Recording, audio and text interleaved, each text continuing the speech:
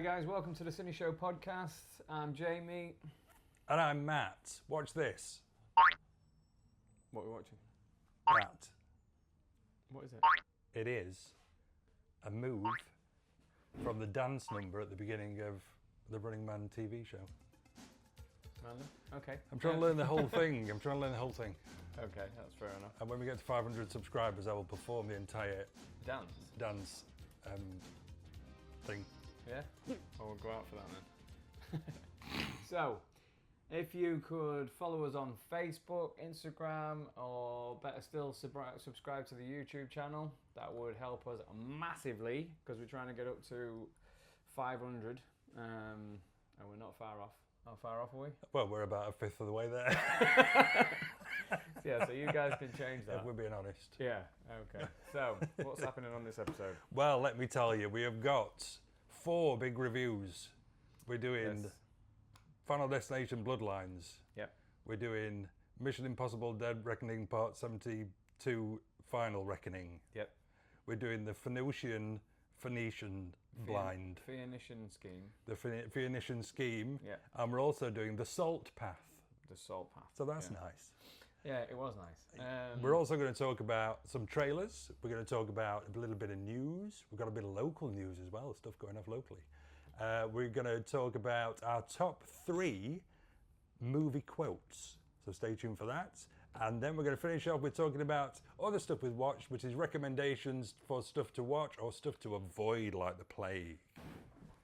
And of course, we are in Cleethorpes, in the Church of Nostalgia, in my record shop. Would you like a fun fact, Slick, about Cleethorpes? Yes, you know this. You already know I would. Have you heard of Rod Temperton? I have heard of Rod Temperton. And do you know that I'm going to say that he was responsible for writing a couple of key classic tunes back in the day? I would say you've undersold it there. Have I? More than a couple. More than a couple, Yeah. and specifically with collaborator Quincy Jones. Yes, very good friends. The 2 I'm going to mention is Boogie Nights Yeah. by Heatwave. Boogie Nights, do-do-do. Of which he was a member of. Do-do-do. Yes. He was keys and songwriter. Yes, I didn't know that because my factual fun hunting didn't go that far.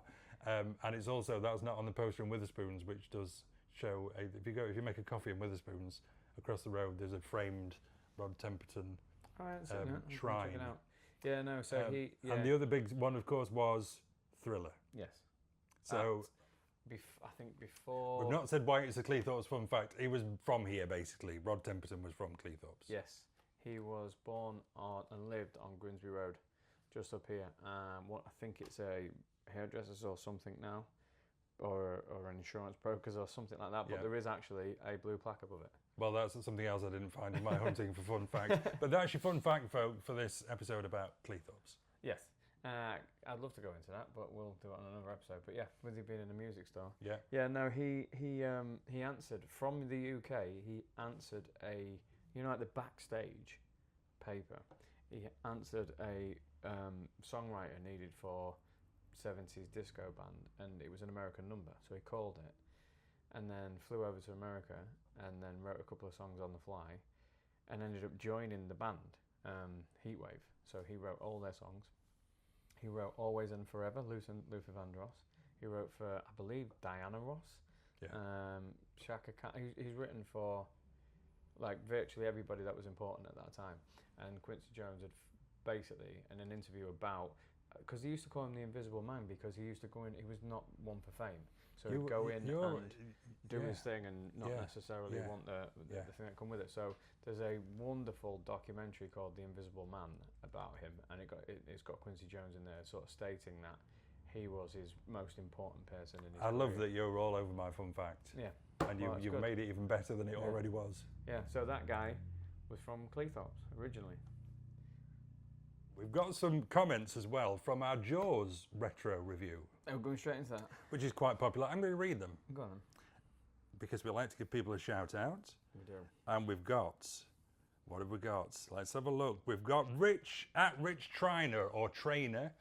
Says, really enjoyed this episode. It's funny to see you guys talking about exactly the same thing that I've been telling my wife for the last 30 years. Great podcast, keep it up. Thanks, Rich. Thanks. At Kid Spirits, local band, we'll get them on. They like films. Great episode. What a film. The source of most people's irrational fear of open water. Absolutely, kid spirits. And Rhett Corbett 3346 sounds like a robot out of an old John Carpenter Can I hold you space back there? film. Yes. Is it irrational? No. Yeah.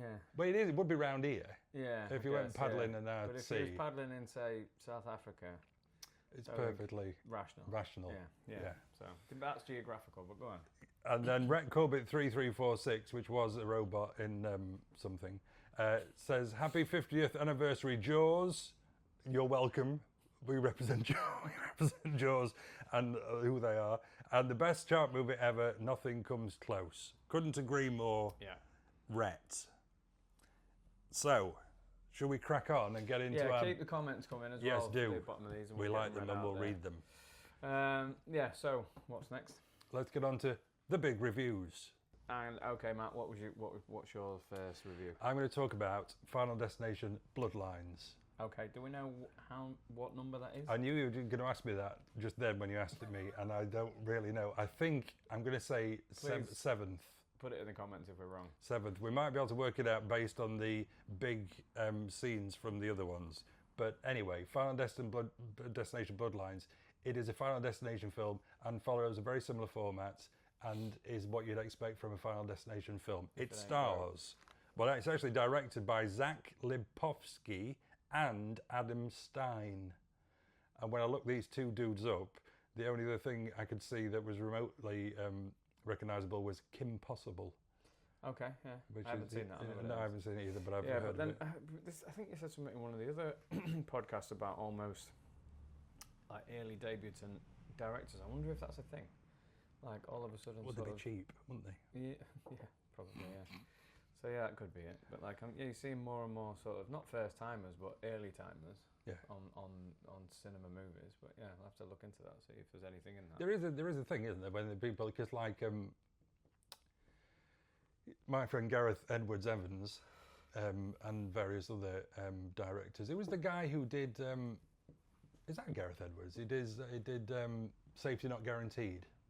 Safety It was Not his first film. Guaranteed. It was the one with the guy's building a time travel machines and advertises in the paper, doesn't he? That he wants never somebody heard of to it. go with it. It's a really good film.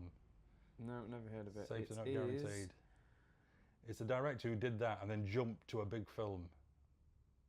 Okay.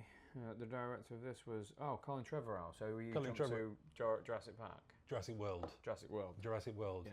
Yes. So yes, Okay. you can make a little film that makes an impact and then you're called up. Safety Not Guaranteed. I'll have to give that a watch. Back to Final Destination Bloodlines. It stars Caitlin Santa Joana.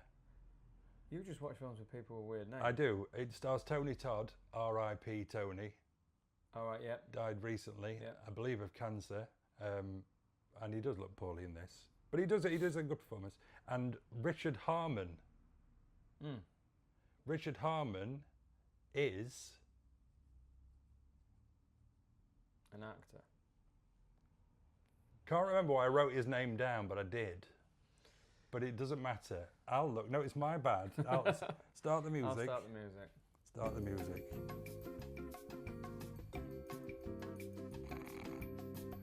My phone is quite old, but I'm going as fast as I can. Why did I write his name down? Oh, I know why I wrote his name down. Because he's not somebody I've seen a lot of. Him. Yep. I know what you mean. Yep. Yep. Him. He's really good. Is he? He will have popped up here, I imagine, Somewhere here. Yeah. while I was messing. He's in it and he's really good. Anyway, so it follows a similar format. So in the previous Foundation films we had, if I may try and remember, the first one was the plane.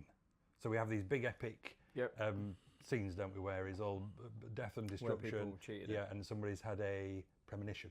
Okay. And then they go back and they try and stop the thing happening again. So we had the plane, we had the big traffic incident in the second one, we had the roller coaster in the third one, my personal favourites, where the part of the track's missing. Yes. Yeah. And we also had one on a bridge and we had one at a Daytona racetrack. So that's 5. So there's been at least 5 films. This one, so what I would say about this one is it's better. Oh, really? It feels more fresh. It feels fresher, not more fresh. That's not good English. It feels fresher. Give me more whatever you want. It feels fresher in the sense that the characters are quite well written. There's more time on character development. This one is actually the big scene is in the 50s. It's at this big big revolving hotel that's just been built with a big restaurant venue on the top of it. So there's a time delay on it catching up with people. No. Okay. That happens in the 50s. Everybody dies, and then we suddenly zip, and we focus in on Caitlin's face in the present time. Yeah, that's what I mean. So there's a delay before it actually realises. Yes, yeah. but that's not going to happen again, if you know what I mean. Okay. So it's more based around a family, and then it turns out that it all harks back to the very original Final Destination, and it's about bloodlines. So even if you skipped it and tricked it, if you're a descendant of one of the people who was back in the 50s, was in this thing. That's why it's a bit more fresh. It's coming after you. So that's why it's more fresh. Yeah. they've shuffled up the story a little bit. They've shuffled up the story, and the character development is better, and some of the scenes, specifically a scene involving a giant magnet, are really quite well done and a lot of fun. When you say that, I can't help think of Wile E. Coyote and yes, not a giant magnet, but yeah. Think medical. Sure, it's not the same Think thing. medical. It's actually there's a bit of it in the trailer. Okay. So we get the very end, which is what the Final Destination films are all about. The entertaining, protracted, structured death scenes. Yeah, That's going to hit that. That's if going to I turn that remember on. rightly, I did see a little clip on social media of a gymnastics where some girl there's a tiny little drawing pin Yes. on a thing it keeps avoiding at Yes. some point, and it doesn't Yes. that clip doesn't actually Yes. show you the end of it. It just No. kind of builds it up. And the teaser trailer when it first came out was literally the entire tattoo shop scene Okay. in the teaser trailer for it. So But it's good. It's worth a watch. I'm gonna give it 3 stars. 3 out of 5. 3 out of 5, That's which not is a bad. recommendation. That's not bad for a long sequel. You know what I mean? Like a long through the it's long down It the must line. be the 6th or 7th, but For it a does feel late fresh. sequel. It's better written. Richard Harmon in particular, like him, I'm sure he's going to pop up in other stuff. That's Final Destination Bloodlines, Captain. Awesome. That's I will be watching that. I watched the Phoenician Scheme. Wes Anderson. Cast is endless, but I'll go through the I'll go through the ones of note. It's Benicio del Toro and Michael Cera, who's absolutely hilarious in this, and you've got the Wes Anderson regulars like the guy from Cumberbatch, isn't it? Isn't he? Willem Dafoe. Tom Hanks actually makes a little appearance in this. Bill Murray makes a really funny, random one in this. You've got Bryan Cranston, Benedict Cumberbatch, who's also quite hilarious in this. Richard Ayoade is really good. Riz Ahmed, and then the Scarlett Johansson in there for a little bit. But who's really good in it is Mia Threepleton. I don't know Mia Threepleton. I believe she's a British actress. I think so. Yeah. Oh, hang on. She is the daughter of Kate Winslet and painter Jim Threepleton. Did not know that until right this second. Yeah, but she was a standout in it for me. It's a Wes Anderson film.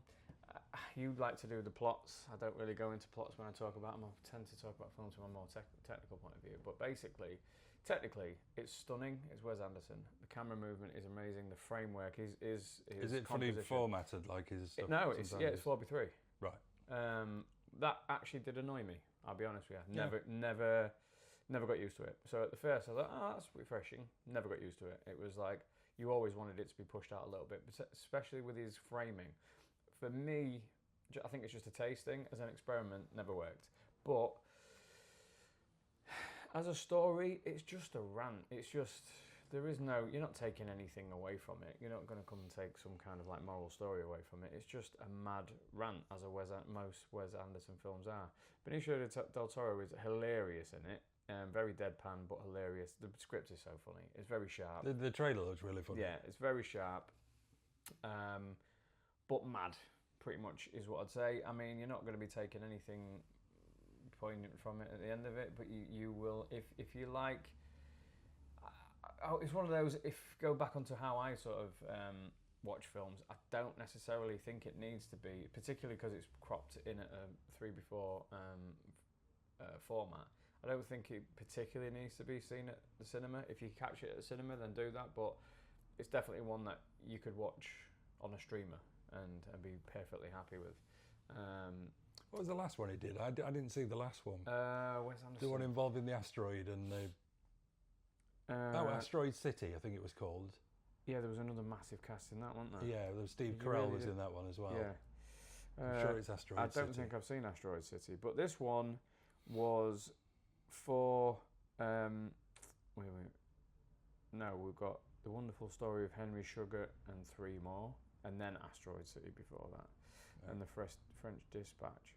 But yeah, I mean, because I like films, and I know everybody likes films, that's why we're watching it, but because I'm like a technical film buff as well, I think I enjoyed it more for that level than I did as a standalone film, just like to sit and enjoy and digest.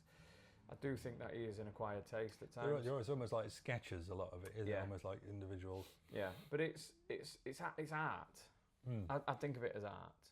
So, but if you, and it is entertaining, but I think there are other films out there that kind of do what he's trying to do a little bit better. I'm not going to name any off the top of my head, but I enjoyed it. But I could have watched it on a streamer. It's not one that I really. I went to watch it at Parkway Cinema, but yeah, I'm going to give it also 3 out of 5. I would say 4 out of 5 for looks and feel, 3 out of 5 as a film. Okay, well I shall definitely be watching that. I also watched, and it's a big one, Mission Impossible Final Destination Part Reckoning. Part Reckoning? Yes, so instead of Dead Reckoning, we had Part 1. This is not Dead Reckoning Part 2, this is called the Final Reckoning. Yeah. Which conjures up all manner of things. What's going to happen at the end if it's the final reckoning? Well, I'm not going to tell you because that would spoil things. Yes. Can I ask you again? Yes, please. As I did the first one. What number is this in film? Well, you actually asked me this in the pilot episode, and I'm glad you've asked me because I can absolve myself. That's not the right term. Absolve? Don't know. Dissolve. I said this was 9. It's actually 8. Abscond? No, obscure, not obscure, that would be like that if I obscure myself. You're going to do something. I said it was 9 in the pilot episode, and I was incorrect. It's actually 8. So you've given me that opportunity to rectify that mistake. 8? So there's 8 films in total? 8 in total. Okay. Which is a nice round number to end on, but I'm not going to say whether it ends on that. Over a span of how long? 30 47 years. I think it's 30. The first one was 30 years ago, wasn't it? Or there or thereabouts, late 20s. Put it in the comments because we don't know what we're talking about. Go on. So we've got Tom Cruise, we've got Ving Rhames, we've got Simon Pegg, we've got Hayley Atwell. The Hayley Atwell thing, Rebecca Ferguson was in the 2 previous to this. Who I thought was great. It was absolutely brilliant. Hayley Atwell's absolutely brilliant, don't get me wrong, but she was, spoilers for Dead Reckoning Part 1, she was dispatched in that, and Tom was very quick to move on to the Hayley Atwell character. Okay. Very quick. Too quick for me. Okay. No manners, no grieving. Anyway, so this starts off, it's a 3-hour job. It's too long. I know we... kind of did that in real life, didn't he? Probably. Yeah, from Kidman to 8 Ams. Yeah. He doesn't mess. But we love you, Tom. He's an man of action. 3 hours, so it is too long, as we've said many times already in our short-lived podcast careers. We're not that big on really long films unless they justify the length. This is 3 hours, is at least 20 minutes, half an hour too long. Oh, really? Anyway, so the first 45 minutes is really just kind of almost like chaos, flashback kind of chaos, really. It links back. There are a lot of films these days where all of a sudden, a bit like Final Destination Bloodlines, where all of a sudden we're linking in films that way back that really had no intention of being involved later on at that time. But all of a sudden now we've found a way to connect everything together. So there's a lot of that. There's a lot of flashing back to Dead Reckoning Part 1. And I'll be honest, if you've not seen Dead Reckoning Part 1, you're going to really struggle to follow Final Reckoning. So it kind of does this thing at the beginning, and there's a little bits of action here and there, but it's kind of coming at you all over the place. Anyway, After about 45, 50 minutes, it then settles in for the last couple of hours or so to a Mission Impossible film. Okay. Really, from the point where Tom's in the war room with the president and the various other generals, who are all played by really good people like Nick Offerman and stuff, really good characters. Kittrick is back, who was back in Dead Reckoning Part 1. He's a great character, you know, the grey-haired guy. And it settles in. And that bit, it's almost as if they realise that they bit off too much plot in Dead Reckoning Part 1, this whole AI thing, and this character called Gabriel, who's kind of like a slave to the AI, and this bits and bobs. And so we get into the final Reckoning, and that first 50 minutes almost feels like they're just trying to tie that together and make sense of it. And then it feels like it's dumbed down for the last 2 hours, which is a good thing, actually.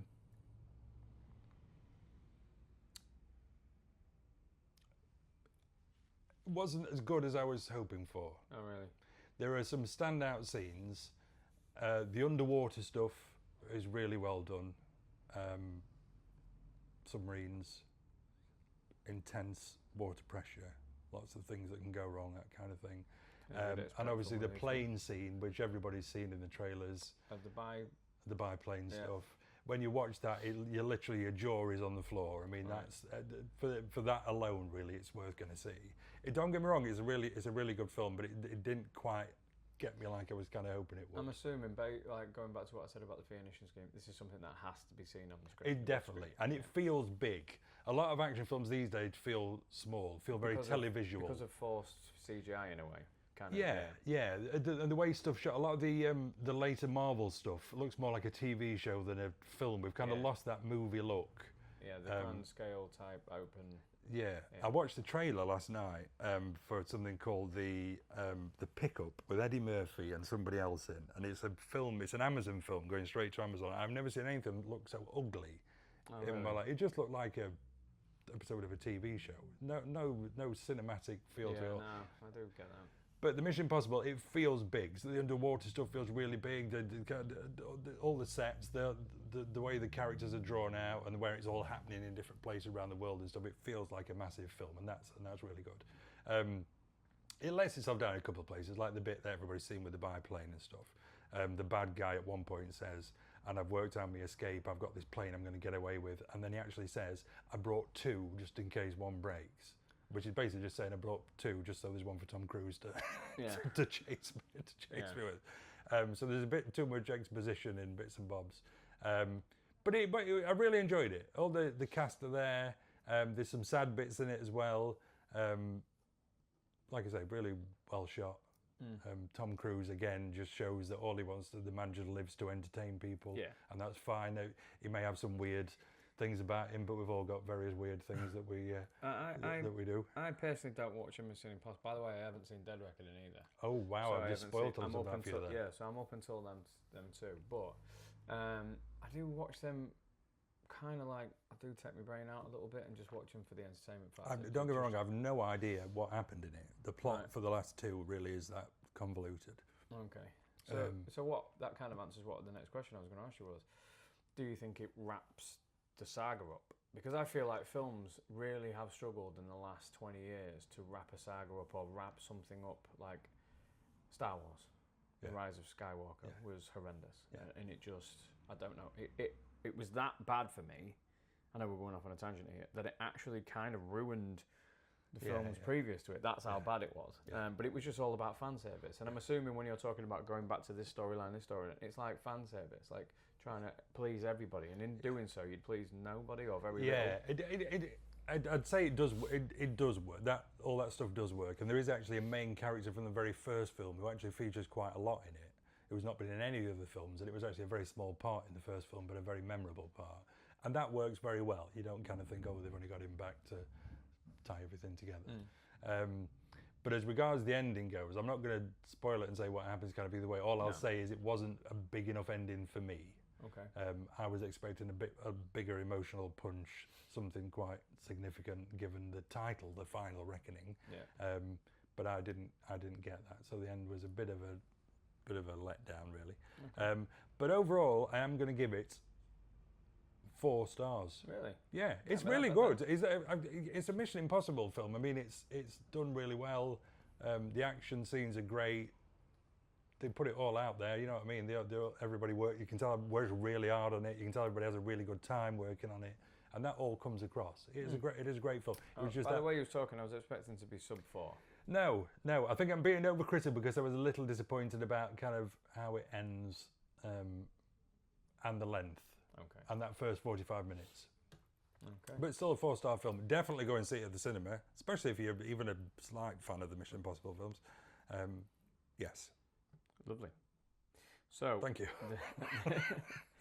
The one that I saw after that was The Salt Path. Now, when I went to see it at the cinema, part of me was thinking when I saw the trailer, it looks like a TV BBC type film. But I'm very glad I saw it at the cinema.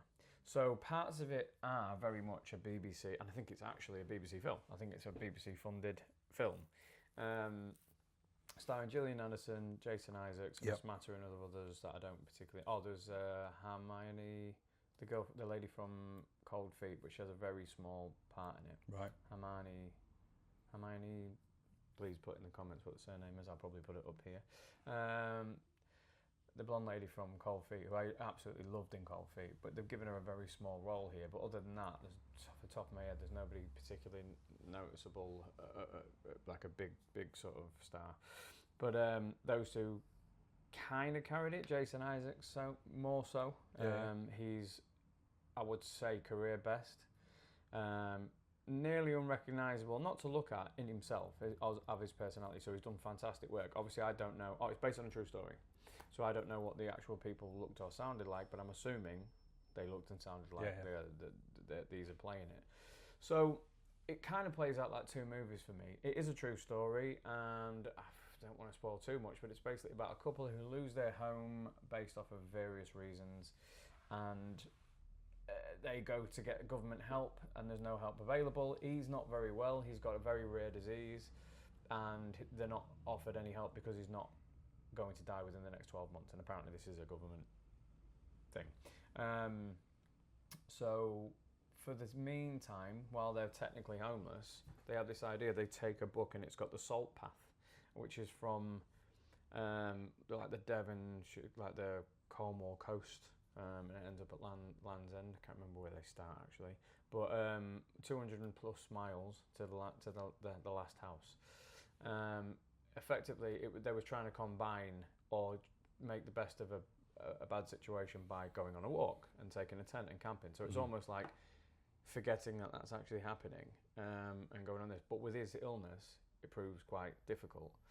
But it was very touching. Now, one of the reasons, so that's the first part of it. It plays out like a BBC drama type thing, but some of the landscape wide shots with the music.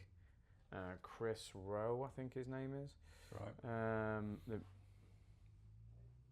Chris Rowe, who does the music for it. Big props to Chris Rowe.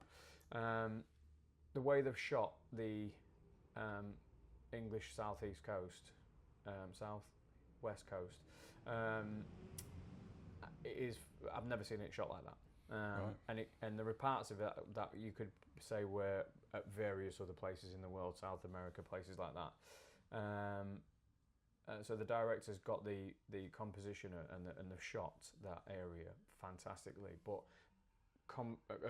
combined with the music, that's why I don't regret watching it at the cinema. So I would go to the cinema to watch this because it is stunning to look at, and it is quite a touching story. If I had 1 or 2 criticisms about it, I haven't read the book, so I don't know what they took out of the book and what they didn't. Right.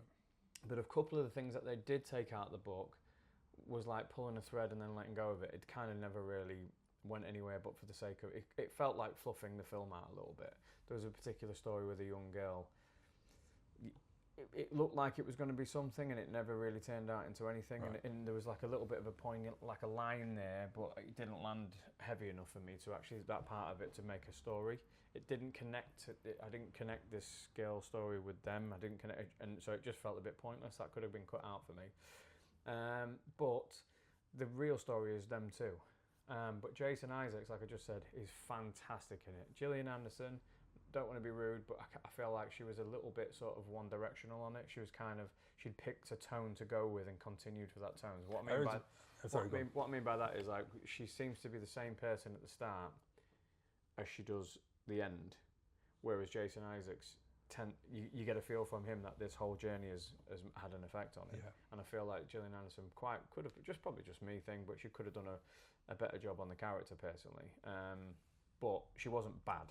Yeah. But she could. I think he kind of was, him being so good kind of made her look. It kind of pointed out that she was kind of be a bit more one direction. Well, the last thing I saw him in was White Lotus season 3. Right. He was very good in that. Yeah. He's a great actor. I remember being shocked, and still am really, whenever I hear her speak, Gillian Anderson speaking in an English accent, because that's a natural accent, Yes, isn't it? it Is is, she yeah. British? Is she American? But she was American. I think she was born brought here, up went in over Britain, there. isn't So, it? but if you ever see her on like American talk shows, she speaks with an American accent. Well, I'd only seen her on X-Files, of course, and then I remember seeing her on being interviewed. But naturally, if she's on American, like Jimmy Fallon or anything like that, she speaks in an American accent, just naturally. And then if she's on like Graham Norton, she speaks in an English accent, which is fair enough. But she's does a perfect. But on this one, that was in fact, speaking of accents, if I had another criticism about it, I couldn't tell you where they was from if there wasn't a part of the dialogue that kind of tells you where it was. But because even Jason Isaacs is a little bit victim of this, I got a little bit of Brummie at some point. I got a bit of Manchester. I got a bit of Yorkshire. I even got a bit of South. The accents, his seemed to be a bit more on point, but hers tended to be a little bit all over the place. But not massively that it's a distraction. Yeah. It's just obviously because it is a talky film. Yeah. So, well, I say it's a talky film. It's just two characters. Yeah. There's a lot of parts in it. What's visually a story. There's some really lovely moments in it. One of them I nearly welled up at, so it nearly got me there. But yeah, I would definitely recommend it, and I would definitely recommend going to the cinema to see it. And I'm going to give it a 4 out of 5. Nice. Yeah, I'm going to give it a 4 out of 5. So they are films you can see at a cinema. Yes. Now, we are lucky enough to have a cinema here, Parkway Cinema, our own little cinema by the sea. And just to say, if you, most towns have got a cinema, or you're fairly near to a cinema or whatever. If you've not been for a long time, go to the cinema. Try going to the cinema. I was chatting in the shop with a guy yesterday who was saying that him and his wife went and they hadn't been for ages, and how much they enjoyed it. And just as we've said before, there's that bit where you walk into the foyer and it takes you back, especially people of a certain age, takes you back to kind of being a kid and stuff. And they were going to make sure that they went at least once a week because they kind of enjoyed it so much. So support your local cinema. Yes. We have a cinema, Parkway Cinema. We love it. We love the people that work there. It's all good. Yeah, it is. I've I'm super grateful for, and they are opening another one. I don't know how long the scale of that is, but they're opening another one in Grimsby. I can't wait for that as well. But I just love the fact that we've got a multi-purpose cinema as well. It does a lot of theatre and panto and stuff like that, and it shows live theatre, some West End stuff as well. It's got a variety of stuff, and even some older films. Yeah. I think recently it showed Seven, and I think just recently it showed Dirty Dancing, so it just gets the classics back up the screen on the screen as well. So yeah, good stuff.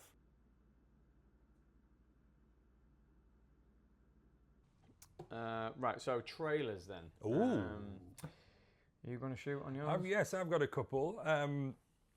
Nobody. Do you remember Nobody? Yes, I do. With Bob Odenkirk. It was brilliant. It was awesome. Yeah. There's a Nobody 2. Right. Watch the trailer for that. I absolutely loved Nobody, even though it came along after various other actors of a certain age had got back into the action kind of thing. He'd not really got back into it because he's one of the later life actor, isn't he, really? He's become famous in later life. Anyway, the first one was really good, and the trailer for the second one looks super awesome. Goes on a holiday with his family, trying to stay out of that life. They go somewhere.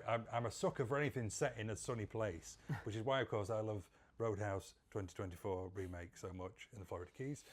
Goes away somewhere and ends up getting tangled up in like a moonshine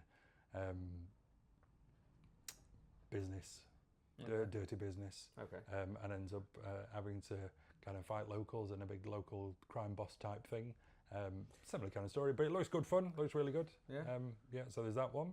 Nice. Happy Gilmore 2. Can't wait. We've had a teaser and we've had a full trailer now for that. Yeah, I've seen that. A lot of the original characters back. Lots of famous golf people, which I don't recognise, but I'm sure if you... Yeah, if you- there's John Daly. I think there's a bit with John Daly there where he's talking about something and it sounds quite funny. And he's getting a lot of...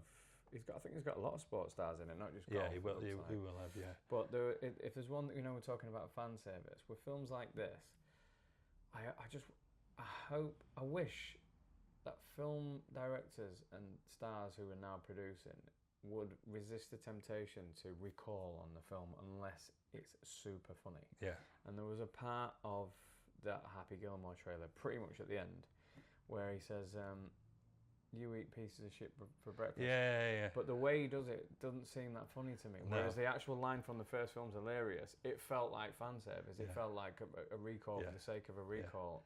And I shoot. can't say much because I don't know in the context of that Yeah. scene, but it just genuinely felt Yeah. like that. And I just wish people would Yeah. refrain from doing it. I get that we're in a different generation now, people who want to see that, but I just think, come up with something new. Yeah. And Shooter McGann was one of the great That's who comedy he's saying, characters, yeah, which he's doing that with at the end. They obviously Yeah. saved that to the end because he's such a popular character Yeah, as yeah. well. But there's Happy Gilmore 2, so Nobody 2, Happy Gilmore 2, 2 sequels. From me. So, I watched a bit of a double feature, really. Luc Besson is doing, let me get these in the right order, he's doing Dracula, his take on Dracula, which we both agreed it. was very similar to the Brad Pitt, Gary Oldman, no, that's Interview with a Vampire I'm talking Yes. about. The Gary Oldman, Bram Stoker's Dracula seems, it has the very similar theme to the trailer, gothic eeriness. I thought it looked. I mean, obviously it's based on they're both based on the source material, so he's going to follow the same beats. But I thought he looked really, really similar. Yeah. I also feel like different from that one is watching that trailer. It also gets a bit more of a Lord of the Rings type Game of Thrones type vibe to the action parts of it, which is not in the one we're talking about. So that might be a good thing. That makes it a little bit different. But Luc Besson, I mean, I absolutely love Luc And Besson. it's foreign language. Yes, foreign language, and it's got Christoph Waltz in it, which leads me to the second one, who's Christoph Waltz is also in, Guillermo del Toro's version of Frankenstein. Christoph Waltz is in both. Now, that's just given me an idea that cinemas, I mean, obviously I don't know if the timings work out. I thought you were going to say that should give me an idea that we should make a local Frankenstein film. We can do that. You being a filmmaker, Yeah, set in a let's do record that. shop. Yeah. We'll bring back, Frankenvinyl. no, Lemmy from Motorhead. Okay. We'll reconstruct him in a record shop using the power of music. Would you come and watch this? We'll play we're on to something, Ace of Spades, as loud as we can. So loud, we'll make a machine that plays Ace of Spades louder than it's ever been played ever. And that will reduce Lemmy. I like it. Are you funding this? Yes. Okay. That's all right then, you're a producer. If I sell that Beatles box set in this cabinet back here, Yeah. that'll pay for it. Okay, cool. Then look out for that. But yeah, no, the idea that I had was I don't know the release dates on both of them, but if a cinema does not come up with the idea of a back-to-back, Yeah. like like they do the Barbenheimer and something like Yeah. that, doing a Dracula Frankenstein double feature thing, that would be a fantastic idea. I don't know if one of them's coming out straight to Netflix. I've just had a look at the trailer, so might not even be going on cinema. But yeah, both of them look really gothically eerie and of that time, and dark and twisted and scary. Some parts of them both look quite scary. But I always like new takes on the older stuff. I know I'm going against what I say about Jaws. about remakes. What I'm talking about here is like old stories, that like Romeo and Yes. Juliet, blah blah blah. The older material. What I think's always there for another interpretation. Do you know what I mean? Yeah. But films being the original content, that's where I draw the line. Did you now. see Voyage of the Demeter? Did you? Yes. So it was a big film. It was out in the cinema. A Voyage couple of of what? Demeter. It's basically part of the Dracula story, the bit where he gets on the boat to crash at Whitby. And the film is based on just that journey of the boat. 2 years ago. And him basically dispatching people on the boat, Yeah. Dracula. And it's kind of pointless, really, Okay. because you know how it's going to end. I have never seen it. And it's a weird one. Same vibes, though, yeah? Yeah. Yeah. It's a weird thing. It's like somebody just taking a very small part of a book and thinking, well, just do a film about that little bit, Yeah. which is literally him travelling on a boat between two places, which in the book, I've not read the book, but I imagine is a couple of pages, if that. Right. So I'm hoping that at least one of these two trailers, these films, at least one of them is good. Decent. Good. Yeah. Yes. So, but that's what I saw. Good stuff. And we have a bit of local, news-wise, a little bit of local news because we have the wonderful Shane Meadows in town. Yeah. He's shooting a. I don't know if I'm allowed to say. Like, I don't know if it's a. Well, he's shooting in town. Yeah, he's shooting a his latest film, and it involves two young girls who are on a road trip. Reason I know this, I think I'm allowed to say, is my daughter got made to the last three, and unfortunately just missed out on one of the leads. But she had a fantastic time. Shane really looked after her, and Shaheen Baig, casting, really looked after Hallie. She had never been in a room like that in her life. Not an actor, she's a footballer, but they obviously saw something in her from the self-tapes, and just was really pleasant. And now from that, she's kind of got a bit more confident, and she's now going for actual castings and stuff like that, so it's been really good. And bizarrely, I bumped into Shane Meadows just on the seafront, and he was having his chips and curry sauce from Ernie Beckett's. Ernie Beckett's, which is one of our favourites, chip shops. So he was, and we just had a little chat. He recognised me, which was really lovely, and he was asking about Hallie, and then he didn't. I just asked him how the shoot was going. He said it was going great, and he loves the town, and where possible, he will always do his best to get stuff shot here, which I think is quite nice. So so I think they're sort of nearing the end of that shoot. So with that being the case, you'd probably be looking at a back end of the summer release. I mean, I don't know, I'm just speculating, but I would imagine it would be August, September for something like that. Maybe even later, depending on what the edit's going to be like. But yeah, that's really good. Like we're getting, feature films being shot here again. Yeah, good stuff. So that is that's the trailers, and that's your news, folks. Okay, folks, so let's talk about our top three. Now, I'm going to explain the rules of this again to you, Jamie, because every time we do it, I don't quite think you've grasped it. No, never. And I think I like it that way. It's the top three. Top three. We're ranking. Yeah. So 1 is the best, Okay. 3 is not as good as 2, and 2 is not as good as 1. Yeah, but then I always have an issue with this, because every time we do a top three, Talk to me. they're not really ever my top three. Like, if But you ask me again tomorrow, they'll be the top three of that day, because I've got plenty of top threes. So this is the top 3 of today. Yes. Yes. So this is the now, top obviously, of what I'm these feeling are the today. very best. Imagine this went to 10. Yeah. We're all the way down. We're in the top 3. So if we did top 50, I think you'd probably get my top quotes. Top So, things. so the number one will be your very, very favourite quote of today. Okay, today, that's fine. Yes. Yeah, no, we can do that. And 3 won't be as good as 1. Okay, got you. But it'll still be brilliant because it's top 3. Yeah, okay. Who's going first? You can if you want. Right, my number 3 is I have come here to chew bubblegum and kick ass. What is it? They Live. John Carpenter. I've never seen it. Oh, sweet. Take me home, sweet Alabama. Sorry, I've never seen it. John Carpenter I know film. it. I've never seen it, yeah. So it's the one with the sunglasses where their aliens have invaded, and you can only see them if you wear special sunglasses. Oh, sounds cool. And the main character gets hold of the special sunglasses, puts them on, and can see the aliens for what they look like, which are kind of skull creatures, and sees everything changes. Looks at billboards, and it'll be selling something like Coca-Cola or something, and then it changes when you look at it through these glasses, and it says submit to something or buy or whatever. Really good John Carpenter film. Anyway, at one point he goes into this bank he's got his sunglasses on, full of these aliens, got his gun. I've come here to chew bubblegum and kick ass. It's a great line. And I'm all out of bubblegum.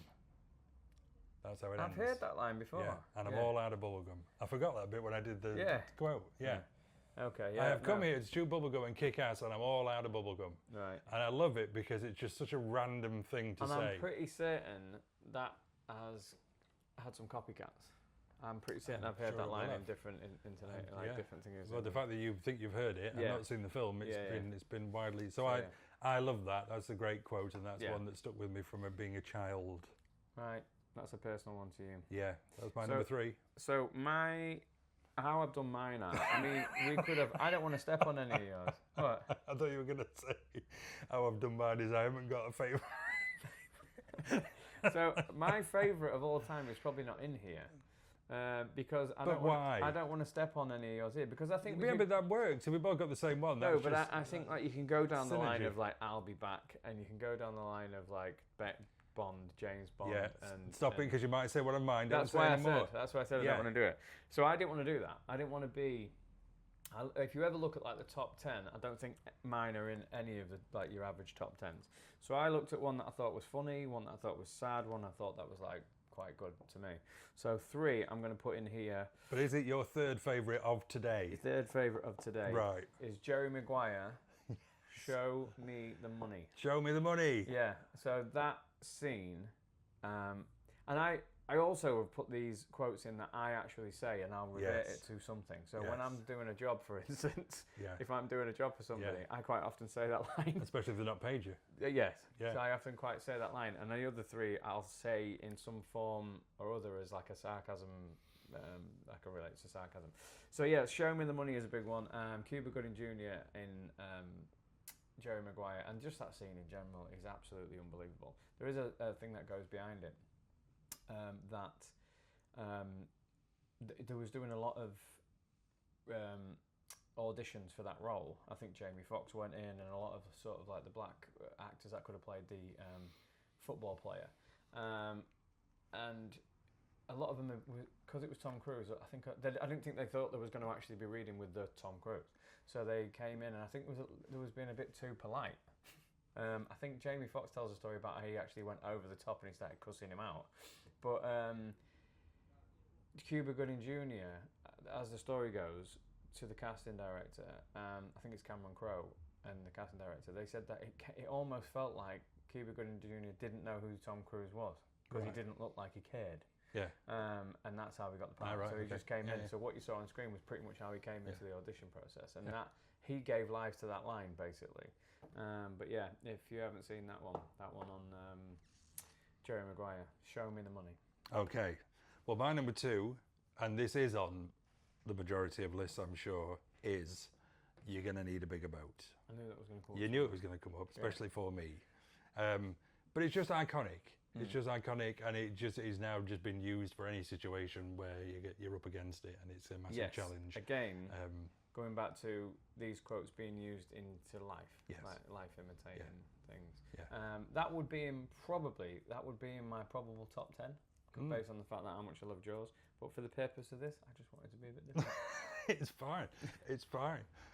So yeah, and often misquoted as "we're going to need a bigger boat," but I have no problem with that. You're going to need a bigger boat. I wouldn't correct somebody. And as the story goes, it was an ad lib.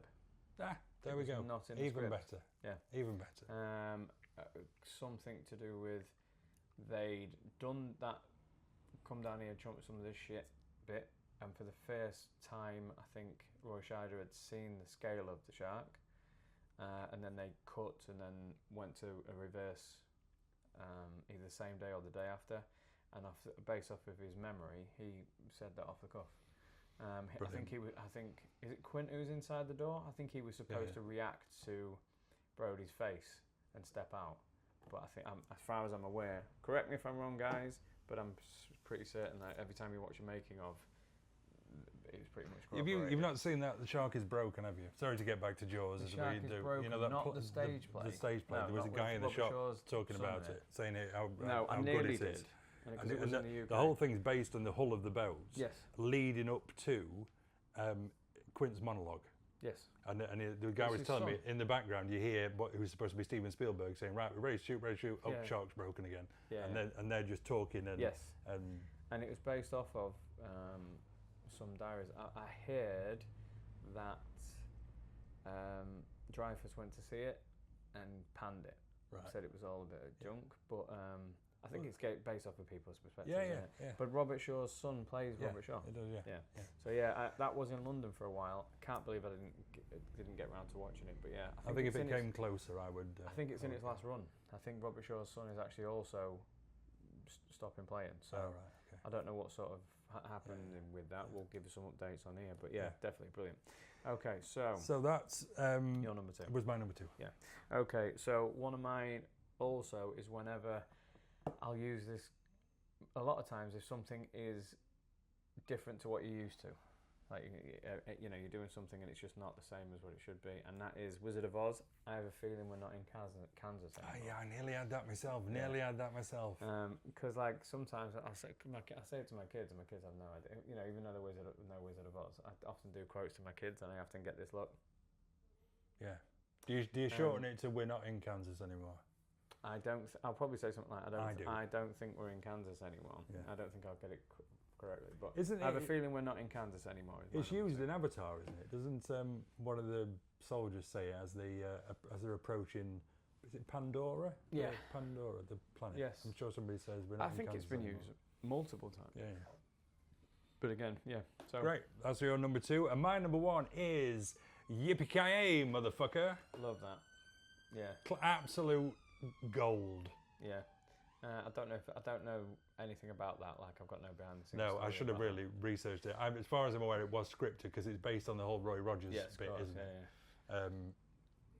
yeah. But yeah. But it also delivered so well. Yeah, it's just as he's going to go off and Yeah. do something, it's And kind of a final there's a really word. awkward recall of it from Alan Rickman at the end when he's trying to say, what would he say? And he says it in a broken German accent, which also makes it a little bit more iconic. Yeah. But yeah, no, it's a And great so you've one. got, so I tend to have Yippee-ki-yay Melon Farmer. I've changed it to Yippee-ki-yay Mother Hubbard. Basically, because you can't say motherfucker in a lot of situations. Yeah, but what did they change it to on the BBC One version? They Oh, I don't know. Yeah, there's guys. If you can find it or tell me what it is, in the BBC One version they put yippee-ki-yay and something a word, but it's so ridiculous. On the Right. 9 o'clock version, yeah, and it's quite funny in and of itself. That's my number 1. Okay, so I wanted to think of a funny one, and it's another one where you kind of say I would use in a situation, and it's When Harry Met Sally, I'll have what she's having. Yes. After the famous scene, I just thought I wanted something funny, and that was at the time one of the funniest lines in cinema. It's in the advert now, isn't it, as well? He Is says it? So there's an advert for mayonnaise where they recreate that whole scene. Have you not I seen think I've seen it. Yeah. And he says it in the advert. Yeah. So yeah, I mean, yeah, I'll have what she's Oh no, having. he doesn't say it in the advert. What's her face? Sydney Sweeney. Oh, she said it. She's in it at the very end. Oh, and she says, "I'll have what she's having." I'll get straight on that then. So again, these would change tomorrow, and I could have gone a lot more cliche with "May the Force be with you." Yeah. Get to Frankie, the my chopper. dear, I don't give Get a to the damn. chopper. Nearly made my list. And all the places in all the world. You have to bars in all the world. You have to walk into mine. We could have gone. I could have gone very, very, very cliche on that, but I just thought, what's the point? You've seen it and heard it a million times. So I've gone with 3 that stuck out to me. Your today. top 3 of today. Yes, which will be entirely different tomorrow. Because one of them that nearly made it was "Have you ever danced with the devil by the pale moonlight?" From Batman. Yeah, that's a great one. Well, that's our top 3 for this episode, folks. Remember to leave a comments for other top 3s we can do in future episodes. We've already got a couple, actually. Just to say, when people mention them, we do make a note of them. Yeah. Thank you. All right. Thank you.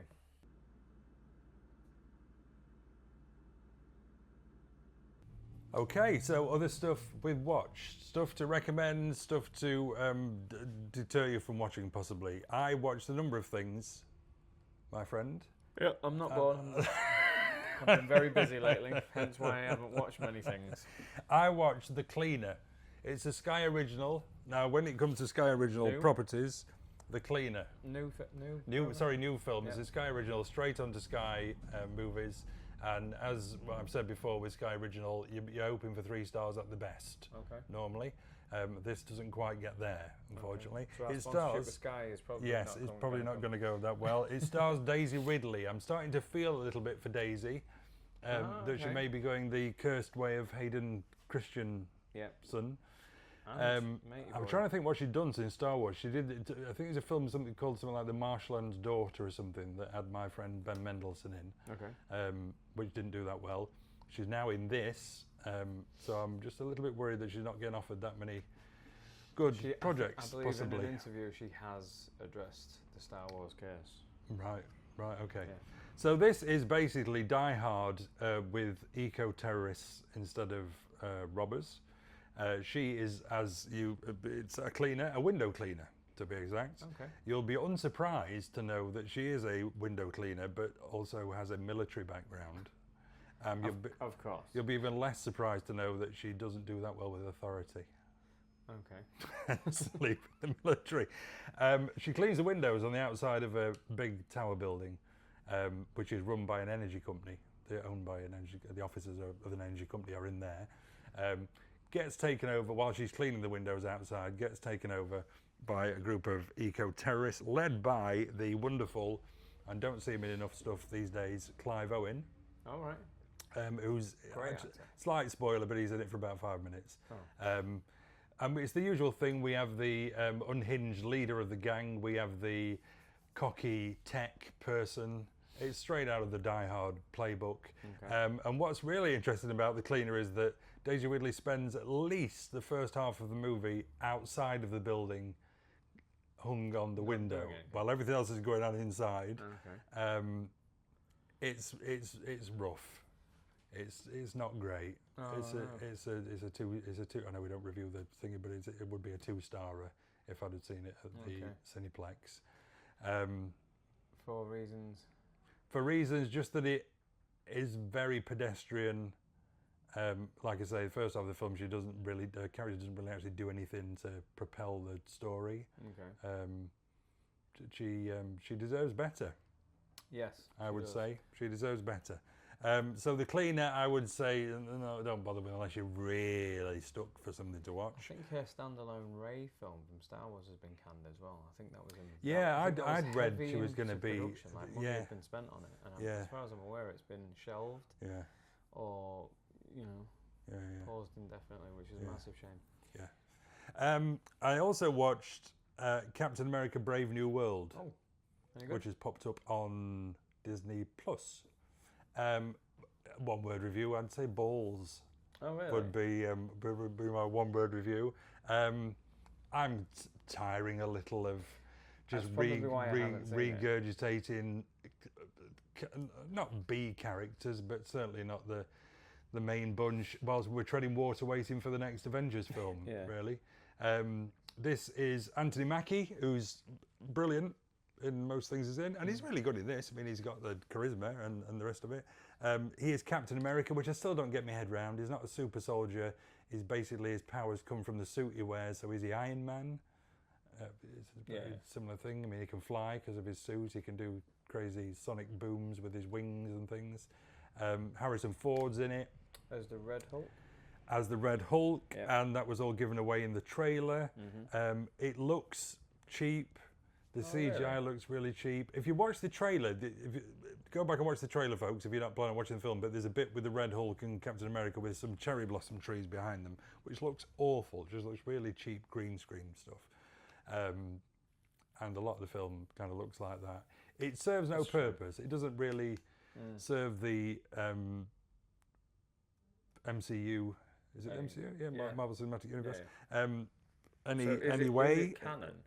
It kind of leads to, he's asked to reassemble the Avengers, so that's going to obviously probably lead on to Doomsday. I'm slightly worried about Avengers Doomsday in the fact that that trailer reveal that showed all the back of the chairs with all the names of the actors that were in it is mainly made up by him,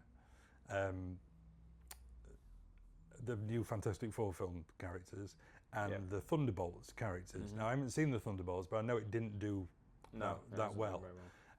So we've now got a big film coming up that all really rests on how well Fantastic Four is going to do. If you want me to be honest with you, I think the whole film rests on Robert Downey Jr.'s shoulders as per.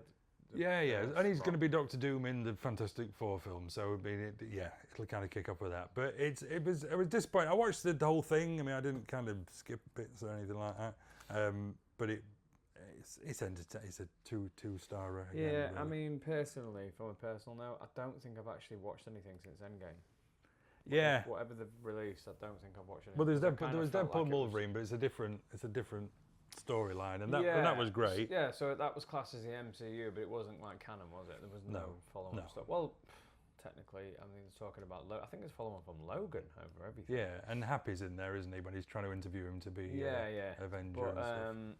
Yeah, so it's got like interwoven stuff, but I wouldn't class it as like a Marvel cinematic sort of like the Avengers type stuff.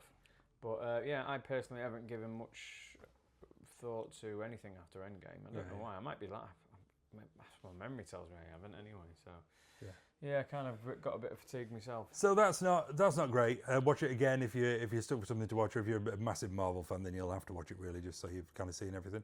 But I do have one positive thing. It's a TV show, and it's my hot pick. Okay. I've never had a hot pick, but I'm having a hot pick now. Having a hot pick, and it is a show called Department Q. It is on Netflix. Okay. It's an 8-parter. It stars Matthew Good. Okay. Matthew Good, who I last saw, he pops up at the very end of a very entertaining film called Abigail about the ballerina vampire I've seen that. Gangster thing. He pops up as her dad at the end. Yes, that's right. He's a great actor, plays a great character in this, kind of a burnt out, backstory, usual kind of thing, detective, who is assigned to cold cases, basically, and they throw him in the basement. Similar thing with another story of some kind, I'm sure there is that. Assembles a little team. There's a really good character who's a Syrian guy who's not actually a cop, but he's an admin, I think, but he gets kind of given to Matthew Good as part of his team, and he's really good in it. But it's just a great detective show. Called? Department Q. Department Q. Great detective show. Really well on Netflix. Okay. Really well written. The dialogue's great. It just kind of washes over you really nice. Very gory. The first episode is really well done. Now that kind of pulls the rug from under you a little bit. But definitely a recommendation to watch Department Q on the old Shitflix, Netflix. Yeah, Netflix. Yeah. Cool. And that's me. Cool. Well, I mean, I'm glad you had all that because I wasn't yawning for no reason. I've been very, very busy making films and doing things and doing lots of other making things. Movies. Yeah, I've got a couple of shorts and some other bits, some other bits for other people that I'm involved in at the same time. So I'm just like, my days are flying by at the minute. So, but I did stop for a minute to watch an old film. What I was showing the missus, I was saying that she was asking for a recommendation of something like that I thought would be a good watch for over having some dinner, and an old film, City of Angels, popped in with Nicolas Cage and Meg Ryan. Yeah. I don't think it's a classic by any stretch, but it's really enjoyable. And if you haven't seen it before, I mean, I don't know if do we spoil older films? I think you can. I think it's heartbreaking. I mean, it's absolutely heartbreaking. It really does pluck at the heartstrings. But the music, I forgot how good the soundtrack is, and it made me realise that films aren't paying enough attention to soundtracks now. And I don't mean scores. I mean soundtracks. I mean curated music. Oh, so it didn't make you fall in love all over again with the Goo Goo Dolls?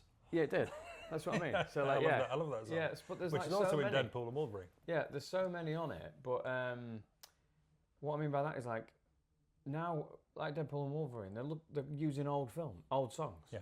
Whereas they was curated for those films. Those bands was signed up, most of them, to make a song for a film, and you got that album from it, and then them songs did well. Did we talk about it? We haven't talked about this in another episode, have we? But you just don't get that now, do you? No. There's no big... So, and that's why a lot of soundtracks used to sell well by themselves, like in your stores. Yeah. So we've got a song by Alanis Morissette, Uninvited. There's the classic Sarah McLachlan Angel, or It's Arms of an Angel, or something like that. Yeah. The Goo Goo Dolls, Iris. There's a U2 song in there. There's just a few songs, and it's just a banging soundtrack collective. And I've forgotten, like, that generation of films used to really do well in tying themselves together with good music as well, and it never interfered with the story. It enhanced it, if anything. And that's missing a little bit now, because I also bought I literally bought the DVD and the soundtrack to that when it came out, because I like the film so much. What are the big? I'm trying to think. So you got like in at that time you had like Aerosmith, Don't Want to Miss a Thing for Armageddon. Yeah. Pulp Fiction soundtracks used to always do well as well. What's the face in Titanic? Celine Dion. Yeah. My Heart Will Go On. That was absolutely massive. And weirdly, even though Titanic probably didn't need the help, I'm sure it did get help from that song, because it was everywhere that you looked. Brian Adams, Everything I Do. Yeah, absolutely. Bring back. I nearly said Robin Williams. Bring Robin back Hood. the what would we call them? Bring back the temp pole. Yes. Songs, the big Ballads song, and the big ones, movie song. I can't remember anything lately. Like there was even stuff like there was one for Con Air. Yeah. I can't remember the lady's name. How can I? Yeah. That one. I can't remember. Yeah. Yeah. But I can't think of films like you're saying. You're talking about Deadpool and Wolverine, and what came out of that was Like a Prayer. Yeah. Madonna. But it was an old, so it wasn't written for that film. No. Yeah. So you need to start doing all that again. The next one, of course, we know we're going to get one. Will be the next James Bond, presumably, unless they change the format. Yeah, I think the only thing I can think of off the top of my head recently, and we've spoken about it because you know how much I love it, is Sinners. Yeah. Sinners was an original album built for that film, and that album is phenomenal. Yeah, so there'll be songs as opposed to just a score. So more of that, please. Yes. But if you haven't seen City of Angels, it's a good one. It's a good to watch. I know we don't normally do things, but that's definitely a 4 minimum film. One of Nick Cage's better sort of. Because he went through a phase of doing a lot of romantic stuff, didn't he? Yeah. He won an Oscar for Leaving Las Vegas. Family Man was another one, which is a bit like It's a Wonderful Life. Yeah. So that's what all I watched because I've been so bloody busy. Good. Well, that wraps us up. Okay. Do you want to take us home, Big Daddy? Okay, little daddy. So that's it, guys, and look forward to the next one. If you can follow us on Facebook, Instagram, and most importantly, subscribe to our YouTube channel. Comments. Put your comments on there. Yeah. We are going to sort of go into that, read them, and also if it's a top 3 or an idea, we will discuss it. We'll put it into the podcast. So, yeah. That's it, mate. That's it. And keep your eyes out for retro reviews because there's going to be a Lost Boys one coming your way soon. All right then. So long.